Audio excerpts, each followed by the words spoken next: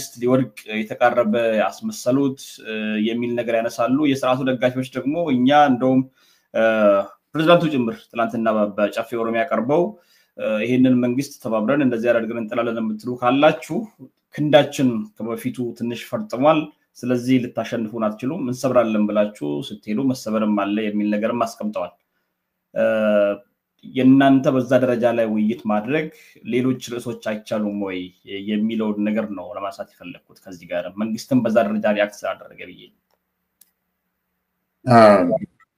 አይቻሉ በጨፌ ኦሮሚያ ላይ ኦሮሚያ ፕሬዝዳንት የተባለው ሰው የሚናገሩን አይቻሉ ይሄ ሁሉ ድንፋታ እኮ አያስፈልግም ያው ትክክለኛ መንገድ ላይ ካሉ የሚሰሩት ለኦሮሞ የሚጠቅም ከሆነ መደንፋት አያስፈልግም ምክንያቱም ሲደነፋ ነው የነበረው ከሱ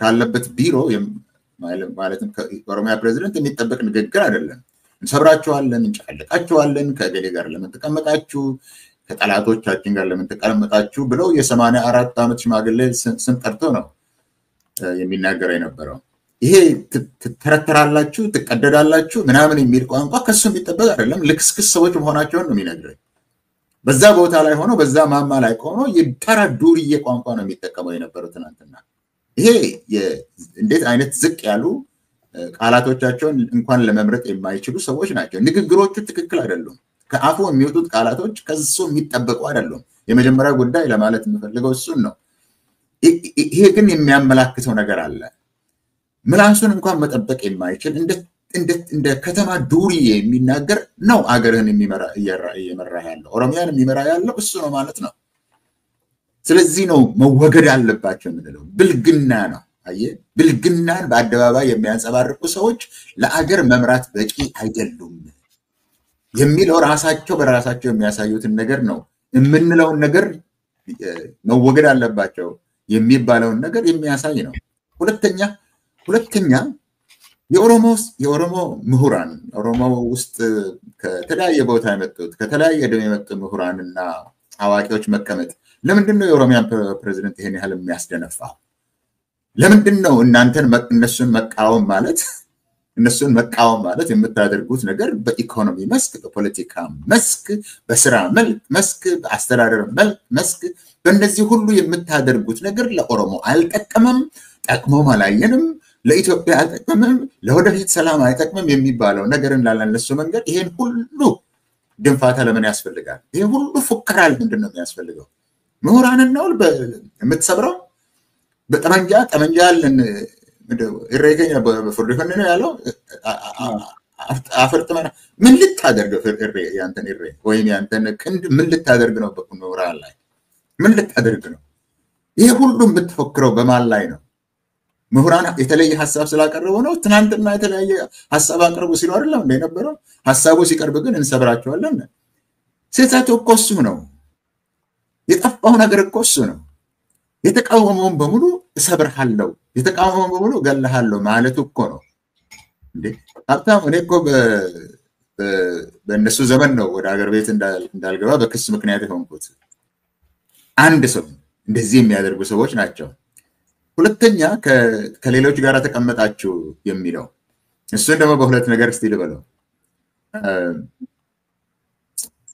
ከተጣለው ጋር አይደለም እንደመቀመጥ ያለበት መስማማትስ ያለው ከተጣለው ጋር ነው ዘላለማዊ ነው እንደ ጠላትነታችን ለዘላለም ነው የኦሮሞ ህዝብ ስለ ቲፒኤልኤፍ ማውራት የሚፈልጉት የ93 ዓመት ሽማግሌ ጋር ተቀመጣችሁ ሐሳብ ስላለው የመንግስት ስልጣን ይዞ የነበረ ሰው አይደለም ሐሳብ ስላለው ትናንትና ስልጣን ላይ የነበረው ሁሉ እንኳን መነጋገር አለበት ማለት ይሄ ነው ፖለቲካ ማለት ይሄ እኮ ነው ፖለቲካ ማለት እሱን ለምንድን ነው እነሱ የሚቃወሙት ራሳቸው ማድረግ የሚገባውን ነገር ስናደርግና ለኦሮሞ ህዝብ ላይ ጠላት እንዳይበዛ ጠላት የማሳነስን ስራ እየሰራን ባለበት ሰዓት እሱን መቃወም ማለት እኮ የችግሩ መሰረት እኮ በእነሱ በኩል ይሄ ነው ሁለተኛ ደረጃ በዛው ነጥብ ላይ ማን ነው ከነሱ ጋር የነበረው በነገራችን ላይ ከቲፒኤልኤፍ ጋር እኛ ነበርን እንደ አብረን ያደግን እኛ ነበርን የነሱን ስራ ተቀበለን የነሱን ስልጣን ተቀበለን የነሱን መኪና ተቀበለን ስንኖር የነበረው እኛ ነበርን እንዴ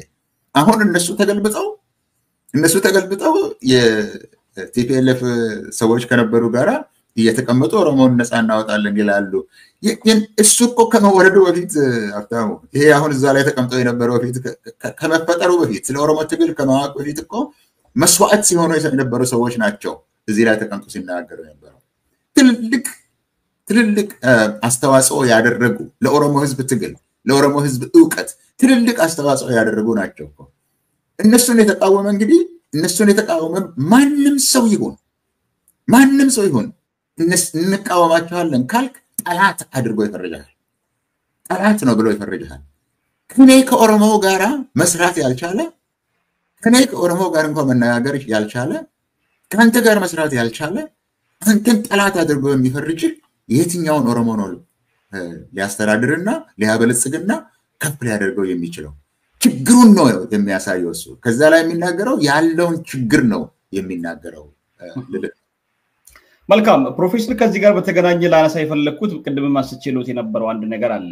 ከፈረሱ ጋር ያስቀደባችሁ ከአብይ ውድቀት በኋላ ወደሚል ተሸጋገራችሁ። ከዛ በፊት የሚደረግ ነገር ያለ እና ውይይታችሁም ከዛ አውድ ቢሆን ኖሮ የሚል ነገር ነው የሚያነሱትና አብዛኞቹ የካድሬዎቻቸው ይሄን ነገር ነበር ሲያስጨው የነበረው። ሌላው ነገር እንዲሸፈን አድርገው ያቺን ነገር ወስዶ ነው ማዘው ሲናገሩ የነበሩት። ያቺን ነገር መልሱልኝ ነው። ኦኬ፣ አሁን ጥያቄውን ሲጠይቁ ተስማምተዋል ማለት ነው። መወገድ አለበትና እንዴት እንደምናስወግደው ታክቲኩን ንገሩን ነው። ተስማምተዋል ማለት ነው በመወገዱ ላይ ደጋፊዎቹ ማለት ነው። ደጋፊዎቹ ተስማምተዋል ማለት ነው። መወገድ አለበት። ታክቲኩን ንገሩን ነው። ስትራቴጂውን ንገሩን ነው። ይሄው ጥሩ ነው ይሄን መቀበላቸው። ለማንኛውም ግን እዚህ ላይ መሆን ያለበትን ነገር ነው የምንናገረው ያለ ነው። አሁን ያለው መንግስት አያስፈልግም ከተባለ የሚቀጥለው መንግስት ምን ይመስላል የሚለውን ነው የምታስቀምጠው። ሰው አይቶ ይሄንን ይሻላል ብሎ ሊያመዛዝን እንዲችል ምርጫ ነው የምታቀርብለት። የብልጽግና መንግስት እንዲህ ነው የምንጥለው ማለትም አያስፈልግህም። ይህንን ሌሎችም ሰዎች ሲናገሩ ሰምቼ አውቃለሁ። በተለይ ጀዋር ሲናገር እንዲህ ነው የምንጥለው ብለህ መነጋገርም አያስፈልግም። 67%ን ራሱ ነው የሚያደርገው። አሁን ያለው የኢኮኖሚ ፖሊሲ አሁን ይዞት ያለው የኢኮኖሚ ፖሊሲ ኢኮኖሚውን ያደቀቀው የኑሮ ውድነትን ሰማይ ላይ ያገባው እነሱ ሁሉ ለመንግስት መጠንከር የሚጠቅሙ ናቸው። ለዛ ነው የሚጠቅሙት። ካዝናውን አራቅቶ ለጦርነት ምክንያት ካዝናውን አራቅቶ ያጠፋ ስልጣን ላይ እንዲቆይ የሚጠቅመው ነው ራሱ እየሰራ ያለው። ከውጭ ሀገር መንግስታት ስሙን በመጥራት ከኤሚሬቶች የሚሰጠውን ድጎማ ለማግኘት ሲል የኦሮሞን ህዝብ ልጆች ኤርትራን ወጋለው ብሎ እያሰለጠነ ያለ እየፎከረ ያለ እሱ ይሄ መንግስት ነው የሚጸናው ማለት ነው። ከጀመረ ጊዜ ጀምሮ ለ7 ዓመት የኢትዮጵያ መከላከያ አንድ ቀን ያላረፈበት ለ7 ዓመት ከአንዱ ጦርነት ወደ ሌላው ጦርነት እየሄደ ያለው መንግስት ነው የሚቆየው። ይሄ መንግስት አለ እየጠነከረ ነው ብሎ እነሱ የሚሰብኩት አንድ ስብከት ነው። ነገር ግን መንግስት ለመቆየት የሚያስፈልጉት እኮ የሚረግጣቸው ነገሮች መኖር አለባቸው። አንደኛ ኢኮኖሚ። ይሄ ኢኮኖሚ የሚቆይ ነው የሚያቆየው ነው የነሱ የኢኮኖሚክ ሚስ ማኔጅመንትስ።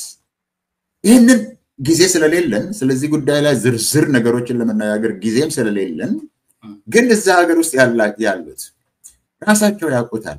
ይሄንን መንግስት ሊያቆየው ይችላል ወይ ደሞዝ እንኳን መክፈል ካልቻለ? ጦርነት ላይ ነው ያለው ይሄ መንግስት። ይሄንን ጦርነት ከጌዲኦ ወደ ኦሮሚያ፣ ከኦሮሚያ ወደ ትግራይ፣ ከትግራይ ወደ አማራ እያደረገ ነው ያለው። አሁን በኢትዮጵያ ዜና ስታይ ፋና ምናምን የሚለውን አያለው በስልኬ ላይ ይመጣል። እኔ እኮ ድሮ በኢህአዴግ ጊዜ ከዋናው ጀነራል በስተቀር ሌሎቹ የእዝ አዛዦች የት እንዳሉ እንኳን አናውቅም። እዛ አገር ውስጥ አሁን ግን ያለው የምታየው ነገር ፊልድ ማርሻሉ እንደዚህ ያለ፣ የዚህ እዝ አዛዥ እንደዚህ ያለ፣ በአማራ ክልል የፖለቲካ ስራ ሲተሉ ታዩ 90% ጨርሰናል ይልሃል፣ 10% ነው የምንጠቀመው ይልሃል። አገሩን የሚያስተዳድረው ወታደር ነው ያለው። መንግስት ደክሞ አገር የሚያስተዳድረው ያለው መንግስት ነው፣ ወታደር ነው። የደቡብ እዝ ሰው ነው ስለ ኦሮሞ ሻኒን መጨረስ የሚያወራው። የምስራቅ እዝ አዛዥ ነው የሚባለው ነው ጎጃም ከገባ 4 ዓመት የሆነበት ይሄ ሁሉ እየተደረገ ይሄ መንግስት እየኖረ ነው እያጠነከረ ነው ለማለት ነው ፖለቲካውን እያየው ነው ምን አይነት ፖለቲካ ውስጥ እንዳለ ዲፕሎማሲውን እያየው ነው ምን ላይ ረግጠው ነው ይሄ መንግስት የሚወርቀው ይሄ ነው ብለ ታክቲክ እንቅደም የነገርኩት ታክቲክ ይሄ ነው ብለ አትናገርም ነገር ግን ትንተና ታደርጋለህ ለመቆየት እንኳን የሚችል አይደለም የገዛ ራሱ ጠላት ይሄው መንግስት ነው ስለዚህ ይሄኛውን ጥያቄ ከተስማማንበት አብረን ለመስራት እንችላለን ስራ ላይ ነው እንጂ የሚታየው እንዲህ ነው የምናደርገው ተብሎ አይወራም ይሄ መንግስት አማራን በ2 ሳምንት ትግራይን በ3 ሳምንት ነው ጨርሳለሁ በ2 ሳምንት ጨርሳለሁ ብሎ ሄዷል አሁንም እየተዋጋ ነው አማራን በ2 ሳምንት አማራ ክልል በ2 ሳምንት አሁን እየተዋጋ ነው ኦሮሚያን ስንት ጊዜ ነው አድክም ያለው ዳርግ ያለው አሁንም እየተዋጋ ነው ሉዝ ያደረገ ነው የጦር ሜዳ ላይ እንኳን እያጣ ነው ጦርነት ፈላጊ ነው ለምን የሌላ ሀገር ተላላኪ ዲፕሎማሲ ስለዚህ ጉዳይ መነጋገርም አያስፈልግም ራሱ መንግስት አወዳደቁን እያየ ነው የሚናገረው ለምንድን ነው የኢትዮጵያ ጠቅላይ ሚኒስትር አንድ ሳምንት 4 ሰዓት በ4 ቀን ወጥተው ሲናገሩ እኔ እኮ ሰርቻለሁ ከእንግዲህ ምንም የሚቆጨኝ ነገር የለም የሰራውትን ሰርቻለሁ የአንድ ሰውን ሰርቻለሁ የሚል ንግግር የተስፋ ቆራጭ ንግግር ውስጥ የገቡት ለምንድን ነው ስንሰበሰብ እንትን መቁረጥ ምንድነው ኢንተርኔት መቁረጥ ለምንድን ነው ያስፈልገው እና ጠንካራ መንግስት ነው ብሎ ስለተባለና ስላወራ ብቻ ጠንካራ መንግስት አይደለም የሰው አይን የሚያየው የምትዳስሰውን ነገር እየተፍረከረከ የሄደ ያለ መንግስትን እንዴት ነው የምትጥለው ብሎ መጠየቅ ራሱ አለማየትን ነው የሚያሳየው ልልህ ነው በጣም ጥሩ ፕሮፌሰር እንግዲህ በርካታ ነገሮችን እያነሳን ነው የምንገኘው አሁንም ከዚሁ ርዕስ ጋር በተገናኘ ሌላ የሚነሳ ጉዳይ አለ ቅድም ነካክቶት አልፈዋል ውይይት መደረግ ያለበት ከማን ጋር ነው የሚል ነው ምናልባትም ውይይቱ መደረግ ያለበት ስፔሲፊክሊ አሁን በምትሄዱበት ሁኔታ ከኦሮሞ ምሁራን ጋር ከዚህ ቀደም አቶ ደሱ ባዘጋጁት የአብሮነት በሚል ርዕስ ስር ከዛ ጦርነት ይቁም ግፋጋዚ ይብቃ የሚል ውይይት ነው ተሳትፏል እርሶ ከዛ ጋርም በተገናኘ ይመስለኛል የብልጽግና ሰዎች በርካታ ነገሮችን የሚያነሱትና ይሄ ውይይት መደረግ ያለበት እንደው ግልጽ ለማድረግ ያክል ለካድሬዎቻቸውም ሌሎች ለዚህ መንግስት ደጋፊዎች ውይይት ማድረግ ያለበት ወይ ደግሞ መደረግ ያለበት ከማን ጋር ነው ይላሉ በትክክል መደረግ ያለበት ውይይት ከተደረገ ከነማን ጋር ነው መደረግ ያለበት ለምንድን ነው እስከነ እገሌ ጋር መደረግ ያለበት ብሎ የምታምኑትና ምክንያታችሁ ምንድነው ለነሱ መልስ ለመስጠት ያክል ህዝቡ መሀል እየተፈጠረ ያለው ውድምብርም ለማድራት ያክል ነው ይነገር ማለት ነው በድጋሚ ቅድም ነካክቶታል ውይይት የፖለቲካ አካሄድ አንድ መሳሪያ ነው ጦርነት የማትፈልግበት ጊዜ ውይይት ነው የምታደርገው ዳያሎግ ነው የሚደረገው ጦርነትም ራሱ ፖለቲካ ስለሆነ ስለዚህ መደረግ የሚገባውና ውይይት ብቻ ሳይሆን ድርድር ተደርጎ ሁልጊዜም ይሄ ዲል ሜኪንግ አንተ ያንን ያዝ ይሄን ያህል ይዛለው ያልክ ሁልጊዜም እየተነጋገር እየተደራደርክ እየተስማማ ነው የምትሄደው ፖለቲካ ማለት እሱ ነው ከማን ጋር ነው የምታደርገው የፖለቲካ አመለካከት ልዩነት ካለህ ጋራ የጥቅም ልዩነት ካለህ ጋራ የምትፈልገው ነገር ጉዳይ ላይ ለምሳሌ መሬት ላይ የመሬት አያያዝ ላይ የኢኮኖሚ ጥቅም ልዩነት ካለህ ጋራ የአመለካከት ልዩነት ኢዲዮሎጂካል የአመለካከት ልዩነት ካለህ ጋራ ነው የምታደርገው ከራስ ጋር አይደለም አሁን እነሱ የሚያደርጉት ዳያሎግ አለ እርስ ከራሳቸው ጋር ነው ምንም ልዩነት የሌላቸው ሰዎች አድርገው ህዝቡን ከህዝቡ ሰብስበናል እሱ ትክክል አይደለም የሚደረገው የአመለካከት ልዩነት የአይዲዮሎጂ ልዩነት የኢንትረስት ልዩነት የሚጋጭ ህልም ካለ ጋር ነው ለምን ይሄንን ካላደረክ የምታገኘው ጦርነት ነው በሪሶርስ ላይ በምን ላይ የምታደርገው ጦርነት ነው ጦርነትን አንምረጥ ውይይት አድርገን ድርድር ያደረግን አንተ ያንን ያዝ ይሄ እኔ ይሄንን ይዛለው ያልክ ነው የምትቀጥለው ይሄ ደግሞ የሚቆም ነገር አይደለም አንድ ጊዜ የምታደርገውና በቃ ሁሉ ነገር አለፈ በቃ ተለቀቀም ሁሉ ጊዜም ነው የምታደርገው ውይይት ልዩነት ካለ ጋር ምክንያቱም የፖለቲካ ልዩነት የአመለካከት ልዩነት የጥቅም መጋጨት የህልም መጋጨት ሁሉ ጊዜም ይኖራል አሁን እኔ ባለሁበት ሀገር በዚህ አሜሪካን ሀገር እስከ ሲቪል ዎር ሄዷል። የጥቅምና የአመለካከት ልዩነት እስከ ሲቪል ዎር 600,000 ሰው የሚገድል እሱን እንዳታደርግ የምትነጋገረው ልዩነት ካለህ ጋር ነው። እንደዛ ነው መሆን ያለበት። ይሄ ነው የምንለው የነበረው። ይሄ የሰለጠነ ፖለቲካ የምትለው እኮ ይሄ ነው። ይሄንን ማድረግ የሚገባው 7 ዓመት አለው። ሮድማፕ ተባለ አያስፈልግም አለ። ጊዜያዊ መንግስት አያስፈልግም ተባለ። የራሴን ውይይት አድርጋለሁ፣ ነገር ግን ስለ ጊዜያዊ ውይይት አታንሱብኝ፣ ባንዲራ ላይ ስላለው ኮከብ ብቻ እንነጋገር ነው ያለው። እንደዚህ አይነት ነገር ነው የተናገረው። ስለዚህ ልዩነቱ እነሱ ያላደረጉትን ሌላው እያደረገ ነው። በተለያየ ደረጃ በኦሮሞዎችም መካከል ከሌሎችም ብሔረሰቦች ጋር እየተካሄደ ነው። ይሄ ጥበብ የተሞላበት አሰራር ነው የሚመስለኝ ሀብታሙ።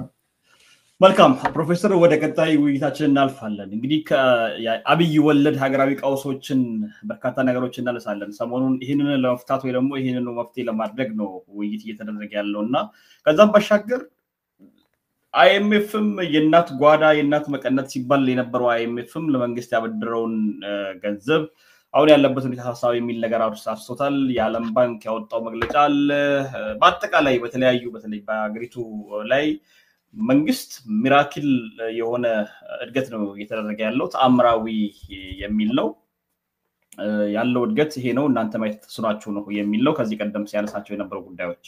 አሁን ደግሞ እሱ እንደ እናት መቀነት የሚቆጥራቸው የዓለም መንግስታትና የዓለም አቀፉ ድርጅቶች አውቀው ሸልመውናል፣ ደግፈውናል፣ እየተደመሙ ነው፣ ቤንዚን አገኛቸው ወይ ጋዝ አገኛቸው ወይ ከየት መጥቶ ነው ይሄ ሁሉ እድገት የመጣው ብሎ ሲገረሙብን ነበር የነበረው የሚላቸው አካላት ሁሉ እንዳለ መግለጫ እያወጡበት ነው የሚገኘው የሀገሪቱ ኢኮኖሚ ጉዳይ ላይ። የሀገሪቱን ኢኮኖሚ ጉዳይና የኑሮ ውድነቱን ማለት የሀገሪቱ ኢኮኖሚ ውድነት የኑሮ ድቀት የሀገሪቱ ህዝብ ላይ ደግሞ የኑሮ ውድነትን አስከትሏልና ይሄን ነገር እንዴት ነው የሚመለከቱት ፕሮፌሰር? አዎ ከውጭ ምልክት ምስክር ይጠሩ ነበር እንዴት ጥሩ እንደሆነ። ሀገር ውስጥ የሚጠሩ ነበር። የብልጽግና ፕሬዚደንት እኮ ኢኮኖሚው ከፍ ያለ ኤክስፖርት ከፍ ያለ ለመሄድ እኮ ከሀገር ውስጥ ምስክር ይጠሩ ነበር። ምስክሮቹ ገዳማት ናቸው መነኮሳት ናቸው ብለው ሲናገሩ ሰምተሃል። ቡና ተክለው ኤክስፖርት እያደረጉ ነው ብለው ይናገራሉ። ከውጭ እንደነ አይኤምኤፍ ናቸው የተጠሩት። ስላነሳው የአይኤምኤፍንም አንድ ሁለት ነገር ልበልበት። አይኤምኤፍ ያለውን ያደረገውን ማለት ያወጣው ሰፊ ሪፖርት ነው። የኢትዮጵያ መንግስትን ያወደሰበት ነገር አለ። ያወደሰበት ነገር አንዱ የድጎማ መቆረጥ ነው። ሰብሲዲ ካትስ ማለትም ሰብሲዲ እንግዲህ የኢትዮጵያ መንግስት ብዙ ሰብሲዳይዝ የሚያደርጋቸው ነገሮች አሉ። ነዳጅ፣ ትራንስፖርት፣ ኤጁኬሽን፣ ማዳበሪያ ደግሞ ግብርና፣ ኢንዱስትሪ እየደጎመ ነው የኢትዮጵያ መንግስት እስካሁን ድረስ የመጣው። አሁን እነዚህን ሁሉ ብዙ ባልጠራ የነዳጅን የሚደጉም ከሆነና የነዳጅን መደጎም ካነሳው ስልጣን ላይ በመጣ ጊዜ 18 ብር የነበረው 1 ሊትር ነዳጅ አሁን ከ130 ብር ያክል ደርሷል። ደግሞ አይቆምም፣ ይቀጥላል። ምክንያቱም ብዙ ሌሎች ግፊቶችም አሉ በኢኮኖሚው ላይ። ይሄ ግፊትን የሚያመጡ አንዱ ይሄ ነው። እንግዲህ የኢትዮጵያ መንግስት የተመሰገነበትን ነው ማወራለን። አይኤምኤፍ አመሰገነው የሚባለው አንዱ ይሄ ሰብሲዲ ካትስ የሚያደርገው ነው። ሌላው ይሄ ማኒተሪ ታይትኒንግ የሚለው ለምሳሌ የኢትዮጵያ ህዝቦች በባንክ ቤት ያላቸው ገንዘብ በአንድ ቀን ግማሽ ያህል ዋጋውን ያጣበት እንደዚህ አይነት የሚመስሉ እርምጃዎችን በመውሰዱ ይሄ ኦስተሪቲ የሚሉት በነዛን በመውሰዱ ነው የተመሰገነው። ሌላው የታክስ ሪፎርም የሚለው ነው። የታክስ ሪፎርም የሚለው ሻይ የምትነግድ ልጅ መንገድ ላይ ሻይ አቆማ የምትሰራ እሷ ታክስ እንድትሆን፣ ሎተሪ የሚያዞር ልጅ ታክስ እንዲደረግ፣ ባንክ ቤት ውስጥ ገንዘብ ስታወጣ ታክስ እንድትደረግ፣ በሁሉ ነገር ላይ ታክስ እንድትደረግ ነው ያደረገው። ለዚህ ተመስግኗል። ህዝብ ላይ ጫና ስላደረገ ተመስግኗል። የነዳጅን ዋጋ ከፍ ስላደረገ ተመስግኗል። ለዚህ ተመስግነዋል። ሌላው ግን የተወቀሰበት የሚለው ደግሞ አንደኛው የዚህ የምንዛሬ ጉዳይ ነው። የኢትዮጵያ መንግስት ምንዛሬውን የለወጠው አንዱ ምክንያቱ የጥቁር ገበያውና በባንክ ላይ የሚደረገው አንድ ላይ እንዲመጣ ነው የተባለው። አሁን ግን የሆነው ባንኩ ዋጋውን ከፍ ባደረገ ቁጥር የጥቁር ገበያ ዋጋው እየሸሻው ሄዳል። ስለዚህ ከፍ እያለ ይሄዳል። ባንኩ 120 ሲያደርግ ጥቁር ገበያው 140 ይሆናል። ባንኩ ከፍ አድርጎ 130 ሲደርስ ጥቁር ገበያው 160 ይሆናል። ስለዚህ እየሸሻው ነው የሄደው። ይሄ ችግር ነው ብለው የተናገሩት IMF። ሌላው የጸጥታ ችግር ነው። በሁሉም ቦታ ያለ ጸጥታ ችግር ከውጭ ሊመጣ አይችልም ነው። እንግዲህ ይሄ ነው ረጅም ሪፖርት ውስጥ ይሄንን ነው ያመሰገኑት። ህዝብን ስለጎዳ ነው። የኢትዮጵያን ህዝብ ስለጎዳ ነው። የኢትዮጵያ መንግስት ጎዳ። ይሄ የድጎማ ማንሳቱን የኦስተሪቲ እና የታክስ ሪፎርም የሚባለው በታክስ አድርጎ ስኩዊዝ ያደረገውን ጥሩ አድርገሃል ይላል። ምክንያቱም ባንክ ነው፣ ይሄ ገንዘቡን ነው የሚፈልገው። ወርልድ ባንክም ይሄንን ነገር አውጥቷል፣ ሌሎችም አውጥቷል። በነገራችን ላይ ገንዘባቸውን አበድረው ገንዘባቸው የተወሰደበት እና በወርልድ ባንክ እና በIMF ላይ የተናደዱ ደግሞ አሁን አንድ ቪዲዮ የሚዞር አለ፣ በጣም ትልቅ ኮሜንተሪ የሆነ ይሄንን ደግሞ ገንዘባቸውን ያጡ ሰዎች ያወጡት ነው የሚመስለኝ። ይህን እውነታ መደበቅ ስላልተቻለ ነው እነሱ ያወጡት። እነዚህ ሁሉ ስለ ኢትዮጵያ ኢኮኖሚ ያወጡት መደበቅ ስላልተቻለ ነው። አሁን ነግር ያለው እነዚህ ምክንያቶች የዛሬ ስልጣኑን ሲይዝ 18 ብር ይገዛው የነበረውን ሊትር አሁን 130 ከሆነበት እንዴት አድርገህ ነው ይሄን ልትቀጥልበት የምትችለው? በ7 ዓመት እዚህ ካደረስከው ሚራክል ነው ብለው በወሬ ሊጨርሱት ይፈልጋሉ። ነገር ግን ሊደበቅ የማይችል ቦታ ላይ ነው የደረሰው የIMF ሪፖርት። እቺን ነገር ልጨምርልህ። አሁን የኢትዮጵያ መንግስት ይሄ የሊኩዊዲቲ ችግር ነው ያለው። ካሽ የለው። ካሽ አንስቶ የመክፈል ጦርነትን ለማካሄድ የማይችልበት ደረጃ ላይ ደርሷል። ደሞዝ ለመክፈል የማይችልበት ደርሷል። ምን እያደረገ ነው የኢትዮጵያ መንግስት? አሁን ያልነው በIMF እያደረገ ነው። ለምን? ከIMF ትንሽ ገንዘብ አገኛለሁ ብሎ ነው። ሁለተኛው ኤርትራ ላይ ጦርነት ሊከፍትልናል። ለምን? ከዩናይትድ አረብ ኤሚሬትስ ደግሞ ይሄው እየሰራሁላችሁ ነው፣ እናንተ የምትፈልጉትን ወገብ ላመጣላችሁ ነው ብሎ ከነሱ ደግሞ ገንዘብ ሊያገኝ ነው። አሁን ይሄንን ገንዘብ ቢያገኝና ይሄ ገንዘብ ወደ ሰርኩሌሽን ቢገባ፣ እነዚህ ገንዘቦች መጥተው ወደ ቢገቡ የኢንፍሌሽን ችግሩን ያባብሱታል እንጂ አይቀርፉትም። ስለዚህ ውሃ ቅዳ ውሃ መልስ ሆኖበታል። ይሄ የኢኮኖሚ ችግር አደገኛ ደረጃ ላይ ደርሷል። ለመንግስት ብቻ አይደለም፣ ለኢትዮጵያ ህዝብ ለመኖር የማይችልበት ደረጃ ላይ አድርሶታል። መልካም። እንግዲህ ይሄንን ነገር ትርጉሙ ምንድነው የሚለውን ነገር ማየት አስፈላጊ ይመስለኛል። ፕሮፌሰር በደንብ ነገሩ እንዲጠራ IMFም ወርልድ ባንክም በውጭ ሀገር የነበሩት አብይ የሚተማመንባቸው እነዚህ እንደ እናት መቀነት የሚባሉት የነበሩት ይሄ ነገር የሀገራትን ውድቀት ያፋጥናል።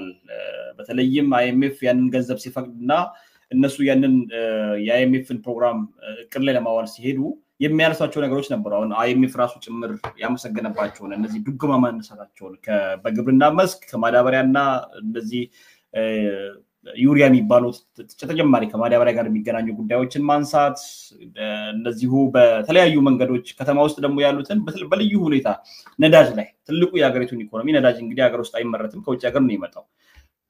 ምናልባት ኢትዮጵያ በታሪኳ ለመጀመሪያ ጊዜ በዚህ ደረጃ ድጋፍ ያነሳችባቸውን ጉዳዮች ሁሉ አድርጎ መንግስት የኑሮ ውድነትን በዛ ጥግ አድርሶታልና የመንግስት ሰራተኞች ከሆቴል ቤት የሚመለስን ምግብ ማለት ትራፊ የሚባለውን በተለምዶ ቡሌ ተብሎ የሚጠራውን ምግብ በፌስታል ተሸክመው የሚሄዱበትንና ከስራ ሲወጡ ፌስታል ይዘው ወደ ሆቴል ቤት የሚሄዱበትን ሁኔታ ዶክተሮች ያደርጉት የነበረውን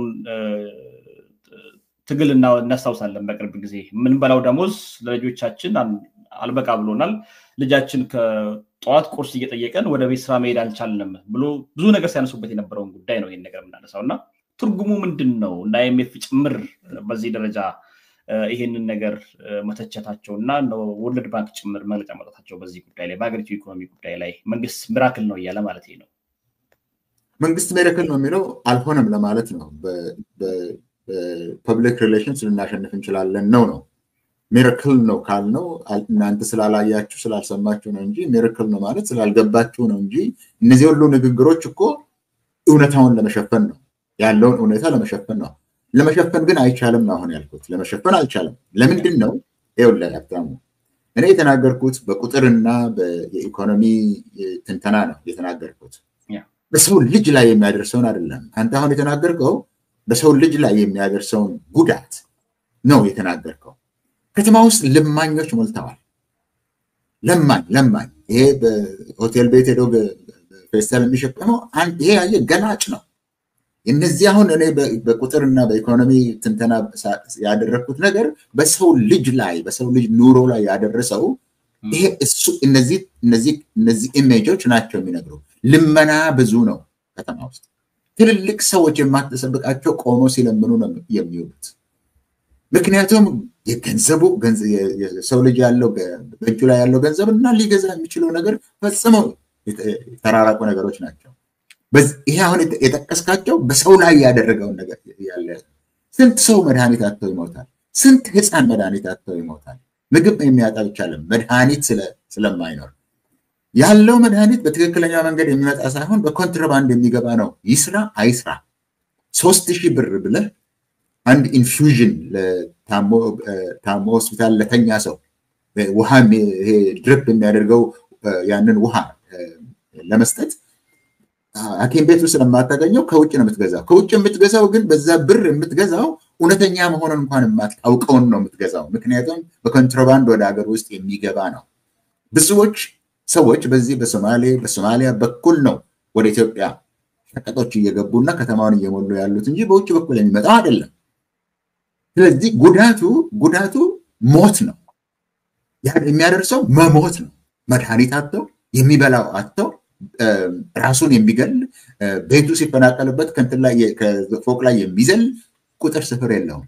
የደከመ ወታደር ሰርቶ ተዋግቶ ደክሞት የሚያገኘው ገንዘብ የሌለው ወታደር ራሱን ይገላል። ሌላው ሸሽቶ ወደ እንትን ይገባል።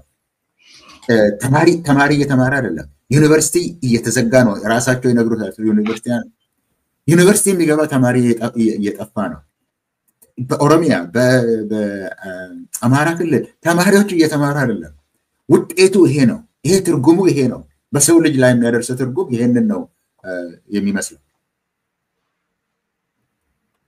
በጣም ጥሩ ፕሮፌሰር። እንግዲህ ከዚህ ጋር በተገናኘ ሌላኛው የዚህ ሁሉ ውድቀት መነሻና ምክንያት የሆነው ጦርነት ነው። ዛሬ ደግሞ ጦርነት በልዩ ሁኔታ ሀገሪቱ ውስጥ ሀገር ውስጥ ካለው ወይ ደግሞ ውስጥ ለውስጥ የሚደረገው ጦርነት ኦሮሚያና አማራ ክልል ውስጥ ከሚደረገው ጦርነት ባሻገር ትግራይ ክልል ያለው ድጋሚ ዳመናማ የጦርነት ዳመና እያጀበበ ነው የሚገኘው። ከኤርትራ ጋር ከጎረቤት ሀገር ከኤርትራ ጋር እንዲሁ አይነት ችግር ነው እየታየ ያለው። በአጠቃላይ ዛሬ ላይ የሀገሪቱ ጦርነት ያለበትን ሁኔታና ሀገሪቱን ያደረሰበትን ሁኔታ እስኪ እንዴት ነው የሚገልጹት? ከዛ እንነሳና ዘርዘር ወዳሉ ጉዳዮች እንገባለን። አሁንም ያው ሰዓታችንም የሄደ ስለሆነ ልክ ነው።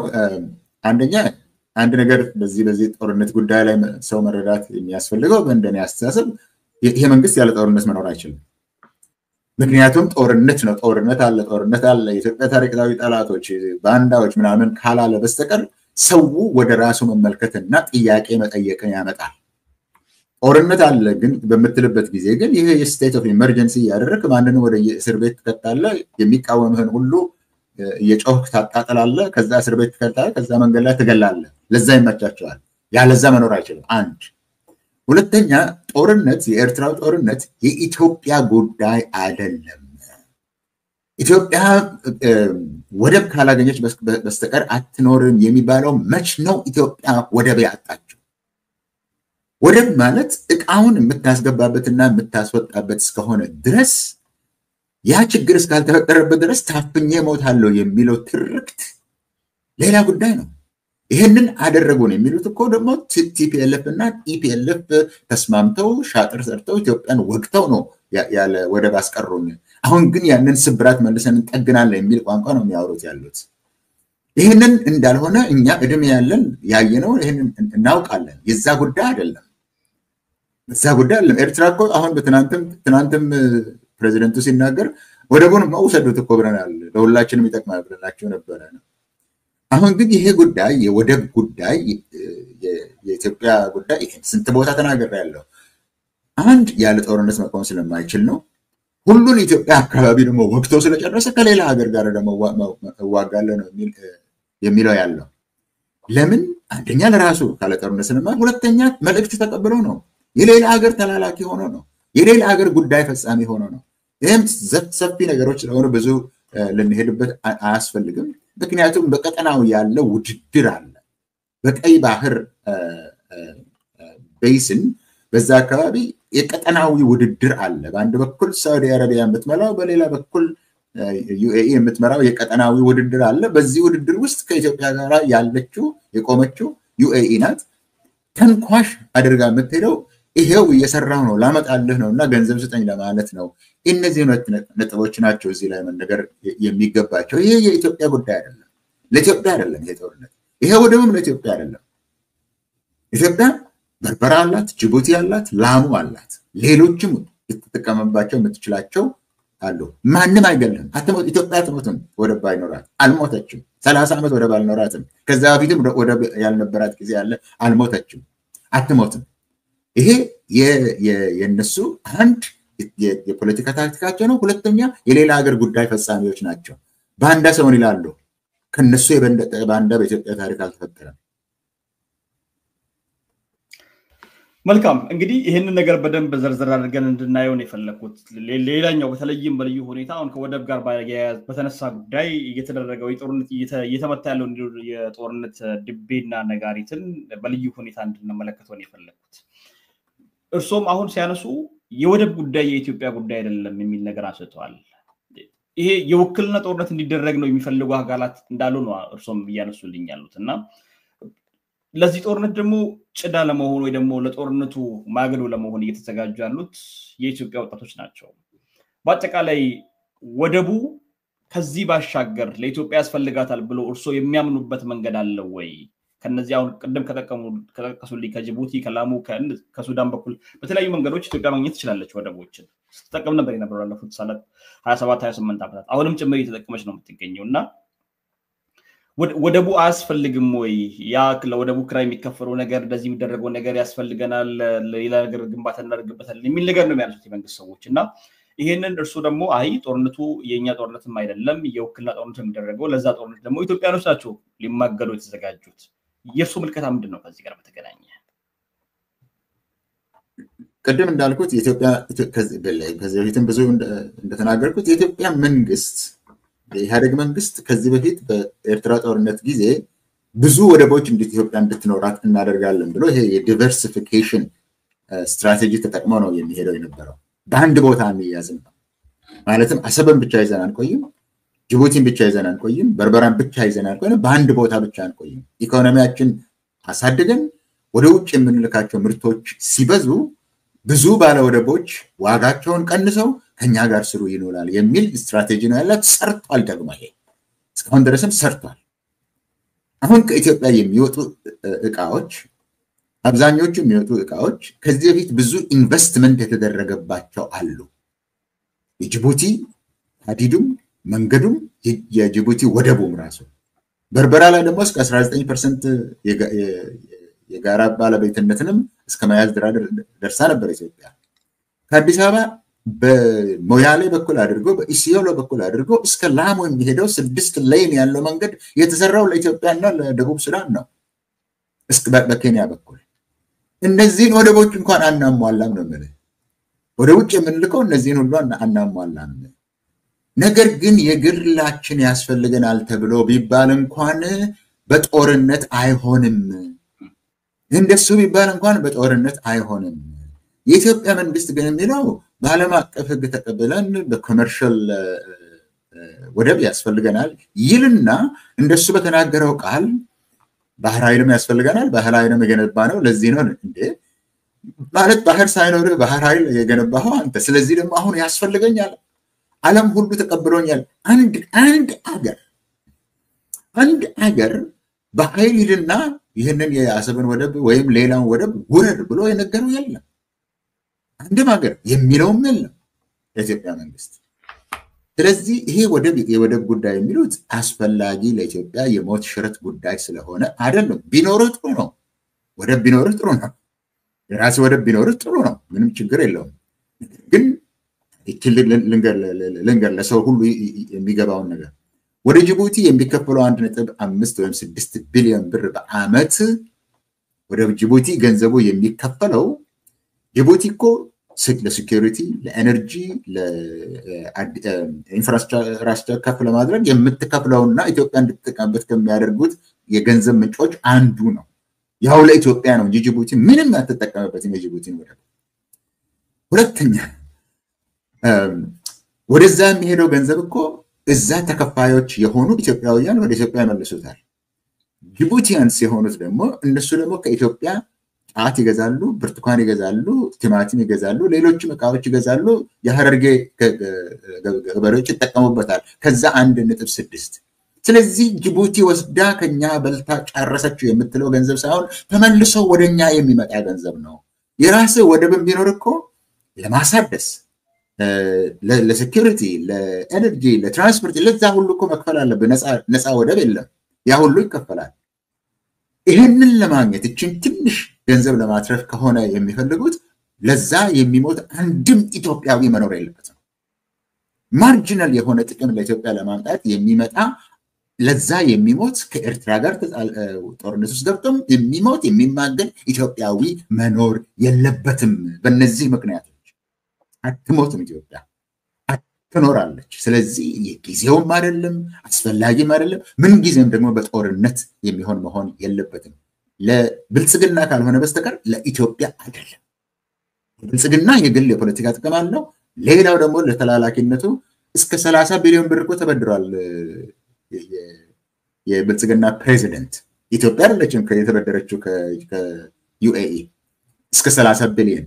ይሄ ሁሉ ኮሪዶር የሚሰራው አትጠይቁኝ የሚባለው ይሄ ሁሉ ቤተ መንግስት የሚጸዳው ከውጭ ተለምነው የሚመጣው ገንዘብ እኮ በነፃ አይደለም እኮ። ገንዘቡ እኮ አንድ ቦታ ይመጣል። አትጠይቁኝም ብለዋል እሱ። ፓርላማውን አትጠይቀኝም ብለዋል። ገንዘቡ ግን ከሌላ ቦታ ተገዝታለች ኢትዮጵያ ተገዝታለች። ኤርላይንሱን ልሽጥ፣ ቴሌኮሙኒኬሽን ልጡ፣ ግድቡን ልሽጥ ብለዋል የኢትዮጵያ ጠቅላይ ሚኒስትር። የሚገዛው ጠፍቶ ነው እንጂ። ስለዚህ ገንዘብ ከየትም ለማምጣትና እድሜውን ለማርዘም እየሞከረ ነው። ጦርነቱም የዛ አካል ነው። ይሄው እየሰራሁላቸው ብሎ ለዩኤኢ ለማሳየት ነው። እናንተ የምትፈልጉትን ወደብ ለመያዝ እየሰራው ነውና ገንዘቡን ስጡኝ ነው። ሁለቱ የተያያዙ ናቸው። ሀብታሙ የጦርነቱና ገንዘብ መፈለጉ። ጥሩ እንግዲህ ፕሮፌሰር ከዚህ ጋር በተገናኘ የአቶ ኢሳያስን ንግግር አንድ እንደው በጨረፍታ ነክተን እንደለፍ ብዬ ነው።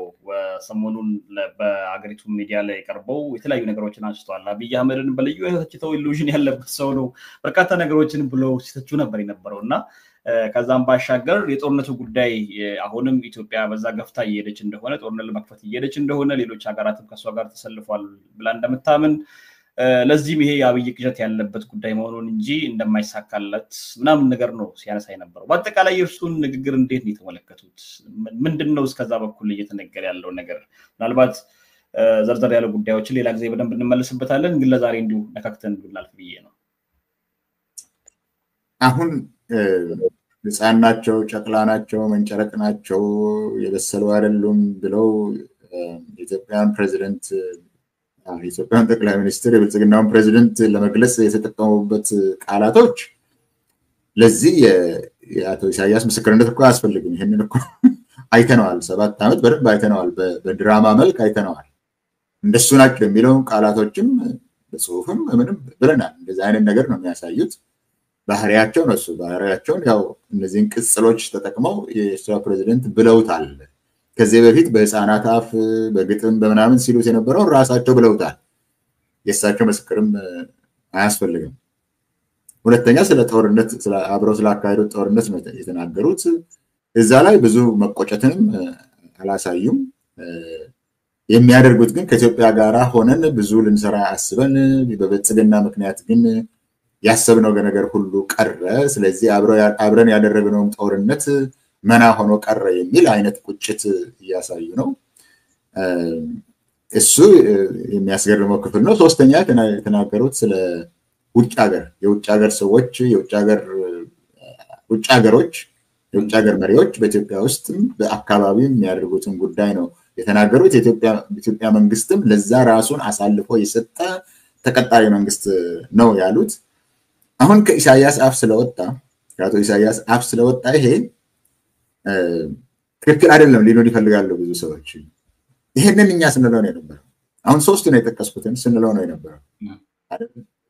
ስለዚህ የኤርትራ ፕሬዝዳንት ወጥተው በአደባባይ ያለውን ነገር ሰው ሁሉ በአይኑ የሚያየውን ነገር ስለተናገሩ ይሄን ያህል ገላጭ ነገር ተናገሩ ብዬ አልልም።